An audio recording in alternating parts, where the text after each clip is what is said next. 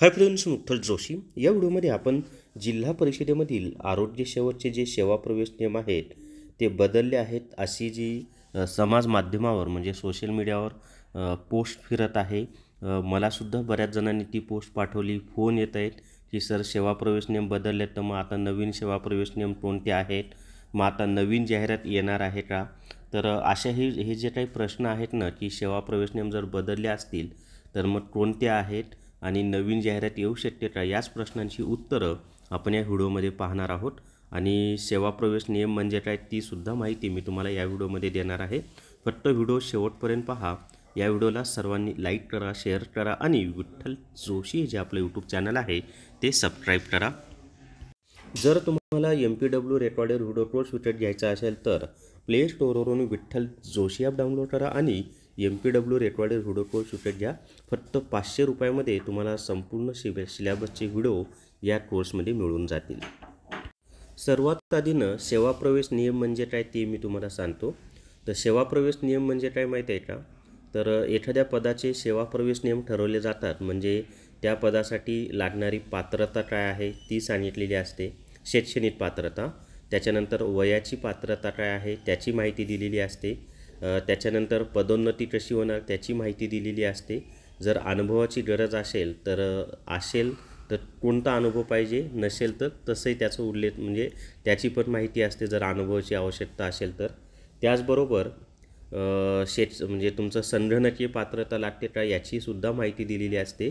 तर हे जे नियम ठरवले जातात एखाद्या पदाचे की त्यासाठी पात्रता कोणती असावी, मग त्यामध्ये शैक्षणिक पात्रता, संगणकीय पात्रता, वयोमर्यादा, पदोन्नती, अनुभव ही सर्व माहिती सेवा प्रवेश नियमामध्ये दिलेली असते. आता प्रश्न पडतो की जिल्हा परिषदेमधील जो आरोग्य सेवक आहे खरंच त्याचे नवीन सेवा प्रवेश नियम आलेले आहेत का. तर त्याचं उत्तर आहे मित्रांनो, नवीन सेवा प्रवेश नियम आलेले नाहीत. ही जी माहिती आहे ना सोशल मीडियावर ती चुकीची माहिती पसरवली जात आहे. आत्ता म्हणजे जून 2025मध्ये जिल्हा परिषदेमधील आरोग्य सेवकचे कोणतेही नवीन नियम आलेले नाहीत. परंतु 2024मध्ये मात्र 1 वर्षापूर्वी त्याचे नियम आलेले आहेत. मग ते कोणते आहेत सेवा प्रवेश नियम, आणि आता जिल्हा परिषदेमधील आरोग्य सेवकची जी पात्रता आहे ती काय आहे ती मात्र आपण पाहणार आहोत. आता इथे पहा, हे जे सेवा प्रवेश नियम आहेत ना ते ऑलरेडी जून 13, 2024 म्हणजे 13 जून 2024 या दिवशीच प्रसिद्ध झालेले आहेत राजपत्रामध्ये. आणि हीच PDF जी 13 जून 2024ची आहे ना तीच PDF संपूर्ण सोशल मीडियामध्ये फिरत आहे. आणि एकच सांगितलं जात आहे की जिल्हा परिषदेचे नवीन सेवा प्रवेश नियम जाहीर झालेले आहेत. तर असं नाही आहे, 1 वर्षापूर्वीच हे नियम जाहीर झालेले आहेत. आता हे ग्रामविकास विभागाने जाहीर केलेले आहेत पहा. आणि महाराष्ट्र जिल्हा परिषद आणि पंचायत समिती अधिनियम 1961 नुसार ही अधिसूचना काढलेली आहे. कधी काढलेली आहे तर 13 जून 2024ला काढलेली आहे. मग आता याच्यामध्ये काय म्हटलेलं आहे तर ते आपल्यासाठी महत्त्वाचं आहे. बाकीचं मी तुम्हाला काही सांगत नाही. की आता ही जी वरची पात्रता आहे ना, हे जे गटचे ऑलरेडी जिल्हा परिषदेमध्ये सर्व्हिसला आहेत त्यांची पदोन्नती करताना काय पात्रता पाहिजे त्याची माहिती दिली. तर ती काय आपल्यासाठी महत्त्वाची नाही आहे. आपल्यासाठी महत्त्वाची कोणती पात्रता आहे तर निवड समितीने घेतलेल्या स्पर्धा परीक्षेच्या निकालाच्या आधारे निवडलेल्या व खालील निकष पूर्ण करणाऱ्या उमेदवारांमधून नामनिर्देशनाने म्हणजे. मग त्याच्यामध्ये वयोमर्यादा दिलेली आहे. आता वयोमर्यादा तुम्हाला माहिती आहे, कमीत कमी 18 आणि जास्तीत जास्त ओपनला 38, बाकीच्यांना 43, ही ढोबळ झाली. शैक्षणिक पात्रता खूप महत्त्वाची आहे. तर शैक्षणिक पात्रता काय माहिती आहे का, 2 पात्रता आहेत.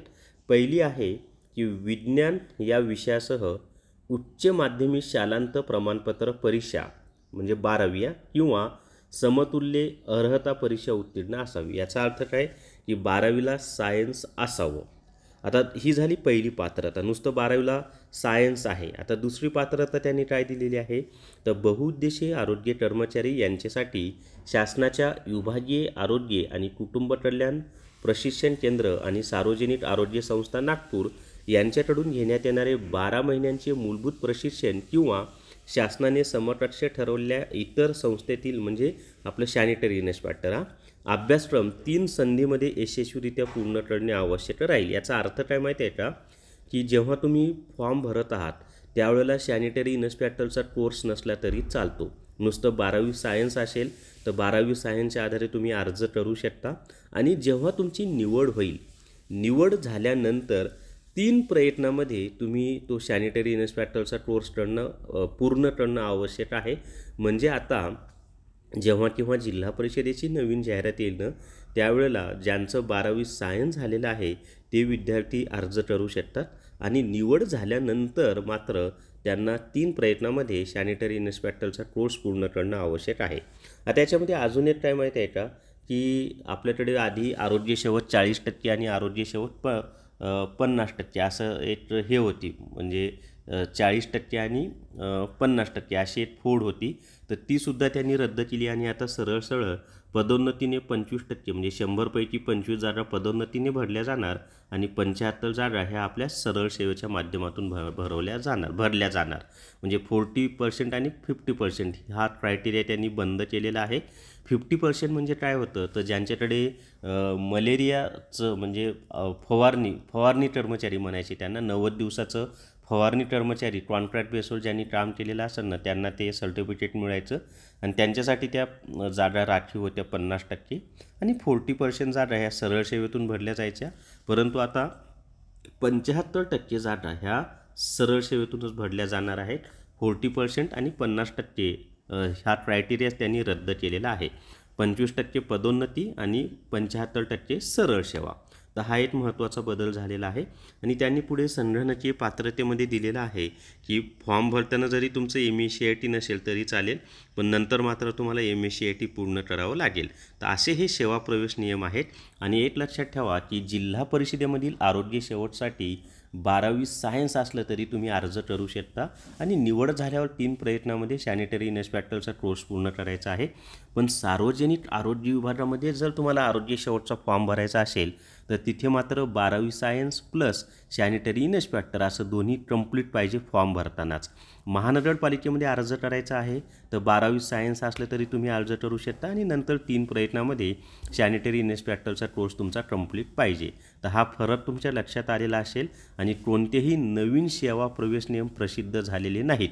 त्यामुळं जाहिरातीची हालचाल चालू आहे का, तर त्याची म्हणजे सर्वच डिपार्टमेंटच्या जाहिराती येणार आहेत.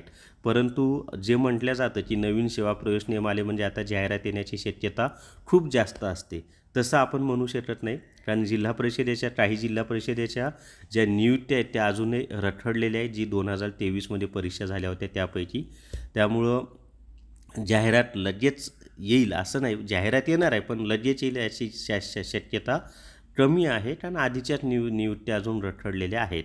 आणि जिल्हा परिषदेमधील आरोग्य सेवकचे कोणतेही नवीन सेवा प्रवेश नियम तयार झालेले नाही आहेत. 13 जून 2024चेच नियम हे आहेत आणि तेच आत्ता नवीन तयार झाले म्हणून समाज माध्यमामध्ये फिरत आहेत.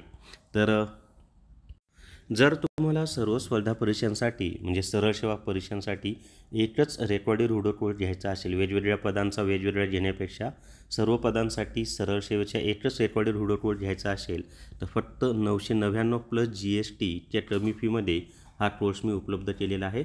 त्यासाठी काय करायचं आहे तर प्ले स्टोअरवरून विठ्ठल जोशी ॲप डाउनलोड करायचा आहे आणि सरळ सेवा रेकॉर्डेड हुडो कोर्स विकत घ्यायचा आहे.